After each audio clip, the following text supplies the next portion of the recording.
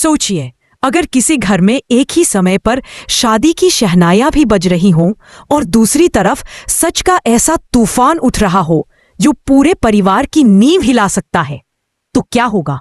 बस इसी तूफान की सच्चाई आपको आज बताने वाली हूं। अगर आप ऐसे ही रोमांचक किस्से सबसे पहले जानना चाहते हैं तो अभी इसी वक्त चैनल को जरूर सब्सक्राइब कर लीजिए।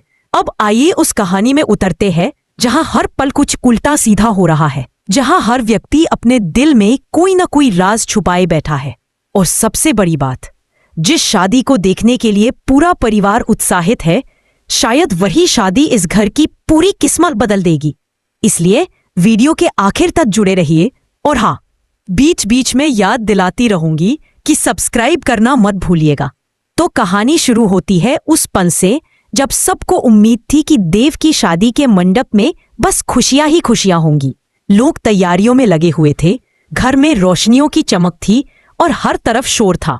बस एक चीज की कमी थी, वो थे जवाब उन सवालों के जो कुछ देर बाद पूरे घर को हिलाकर रख देने वाले थे। इधर वसुधा नंदिनी की देखभाल कर रही थी।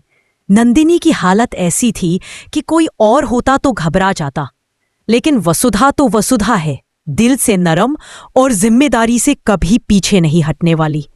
उसने नंदिनी की चोट पर पट्टी बांधी, पानी दिया और उसे शांत कराने की पूरी कोशिश की।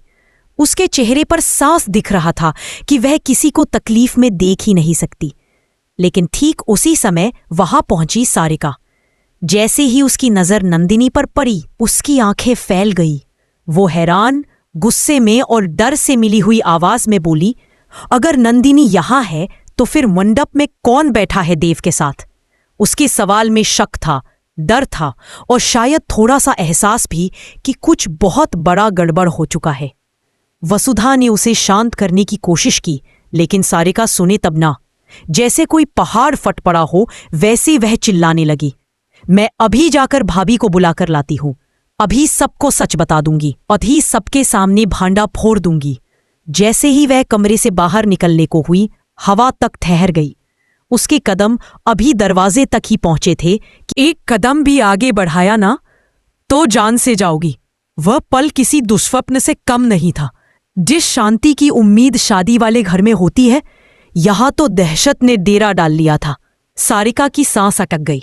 आंखों में डर था, पर दिल में सच बोलने की आग भी थी। उसे समझ आ गया था कि यह खेल सिर्फ शक का नहीं, बल्कि किसी बहुत ही खतरनाक साजिश का हिस्सा है। इधर घर के लोग इस बात से बिल्कुल अनजान थे। वहां तो देव की शादी विधि के साथ धूमधाम से चल रही थी। ढोल, नाच गाना, मेहमानों की भीड़, सब कुछ एकदम परफेक्ट लग रहा था। वरमाला की रस्म भी हो चुकी थी और लोग खुशियों में खोए थे, पर किसी को पता नहीं था कि यह शादी असल में किस दिशा में जा रही है। आगे की रस्में होने वाली थी और हर कदम के साथ कहानी में एक नया मोड़ आने वाला था। लेकिन सबसे बड़ा सवाल यही था, क्या वसुधा इस शादी को रुकवा पाएगी? क्योंकि सच का बोझ सिर्फ उसके दिल पर नहीं, उसके फैसले पर भी था।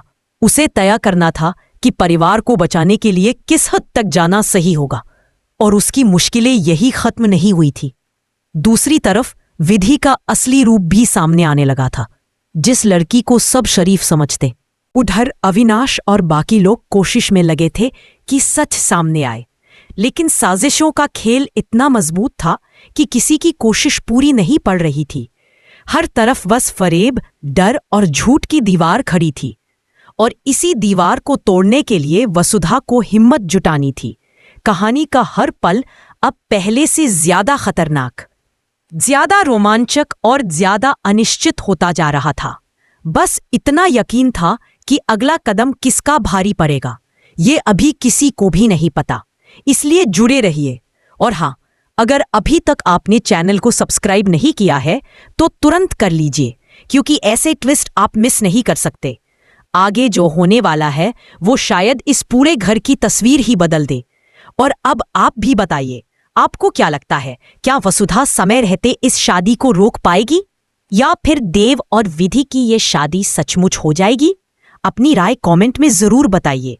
इससे मुझे पता चलता है कि आप कितनी दिलचस्पी से कहानी को महसूस कर रहे हैं, और जितनी दिलचस्पी आपकी होगी उतना ही मजा मुझे आपको आगे का हिस्सा सुनाने में आएगा। बस आगे बढ़ने से पहले एक बार फिर याद दिला दूं, कमरे के भीतर डर, बाहर ड्रामे का शोर, और इन दोनों के बीच खड़ी थी वसुधा।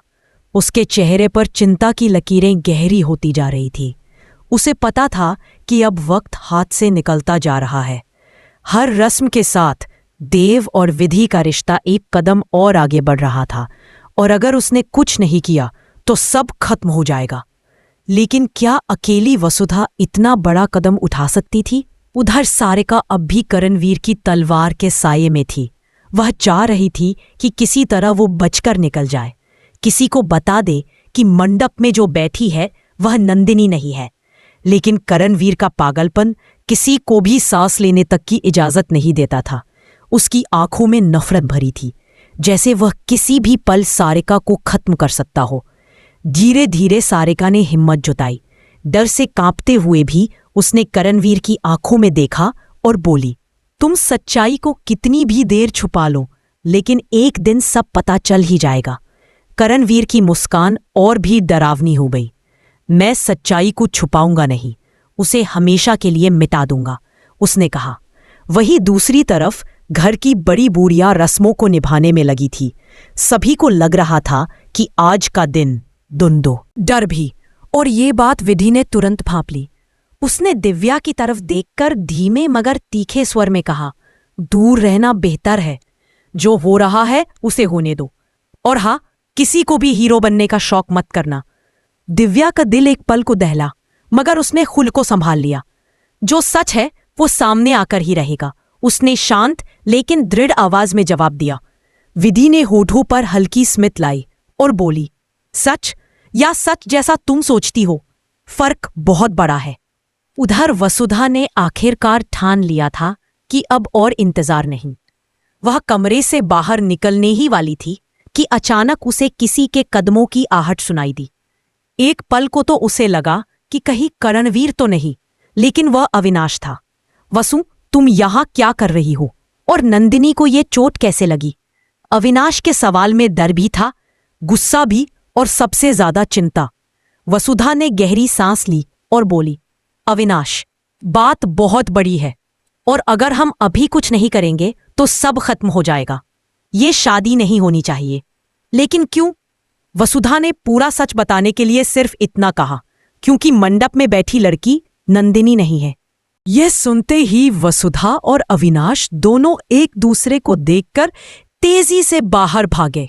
उनका दिल जोर जोर से धड़क रहा था।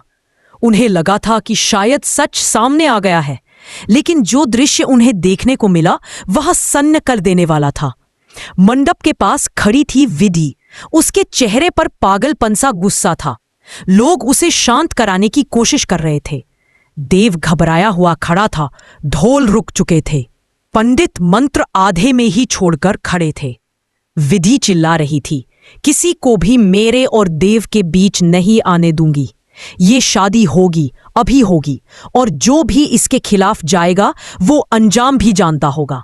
दिव्या पास खड़ी थी, हाथ कांप रहे थे पर आंखों में साहस था। उसने भीड़ से निकलकर कहा, सच्चाई छुपाने से नहीं बदलती विधि। विधि पलटी और उसकी आंखों में आग भड़क उठी। सच्चाई? कौन सी सच्चाई? वही सच्चाई जो तुम्हारे सारे खेल को खत्म कर देगी, दिव्या बोली। इससे पहले की बात आगे बढ़ती, वसुधा और अविनाश वहां पहुंच गए। विधि ने जैसे ही वसुधा को देखा, एक तिरछी मुस्कान दी।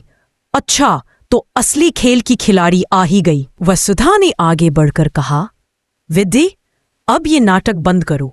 जो किया है उसका अंजाम झेलने का वक्त आ गया है। घर के लोग असमंजस में थे। कोई समझ नहीं पा रहा था कि क्या हो रहा है। किसी को नंदिनी दिखी नहीं थी और सबको लग रहा था कि कोई बड़ा राज खुलने वाला है। देव भी उलझन में था, पर अंदर ही अंदर लगता था कि वह जानना चाहता है सच क्या है। उसी समय एक छोटी सी बच्ची भागते हुए आई और जोर से बोली, किसी कमरे में एक दीदी को तलवार से डराया जा रहा है। बस यह सुनना था कि सब चौंक गए। वसुधा के चेहरे का रंग उड़ गया। उसे समझ आ गया था कि बच्ची किसकी बात कर रही है। अविनाश तुरंत बोला, चलो अभी चलकर देखते हैं। सब लोग उस कमरे की तरफ दौड़े। अंदर पहुंचते ही देखा कि करणवीर सारिका पर झुककर खड़ा था और सारिका डर से रो रही थी।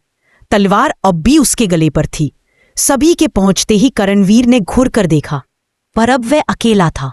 इतने लोगों के सामने उसका पागलपन भी फीका पड़ गया। अविनाश ने झपट कर उसकी तलवार पकड़ी और दूर फेंक दी।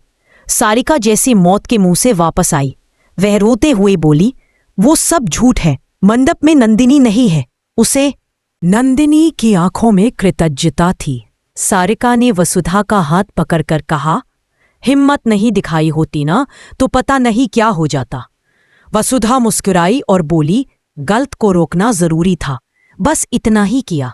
घर का माहौल धीरे धीरे शांत होने लगा। लोगों ने राहत की सांस ली। देव ने सबके सामने कहा, इस घर की बहू वही होगी जिसका दिन साफ है, और वो है वसुधा। सभी के चेहरे खिल उठे। दिव्या ने सबसे पहले ताली बजाई और बोली, अब जाकर लगा कि सच्चाई की जीत हुई। लेकिन कहानी यहीं खत्म नहीं होती, क्योंकि हर सच के बाद एक नया मोड़ आता है, हर खुलासे के बाद नई शुरुआत। आप भी बताइए, क्या आपको लगता है कि अब इस परिवार में शांति आ जाएगी, या कहानी में अभी और भी बड़ा ट्विस्ट बाकी है? कमेंट करके जरूर बताइए। आपकी राय हमेशा मुझे आगे लिखने की प्रेरणा देती है। और हाँ, चैनल को सब्सक्राइब करना बिल्कुल मत भूलिए। आगे की कहानी और भी दिलचस्प होने वाली है और आप एक भी हिस्सा मिस नहीं करना चाहेंगे। सेक्शन 2 समाप्त। अगर आप चाहे तो मैं आपको इसका अगला विस्तार, सारांश या किसी और रूप में भी दे सकता हूँ।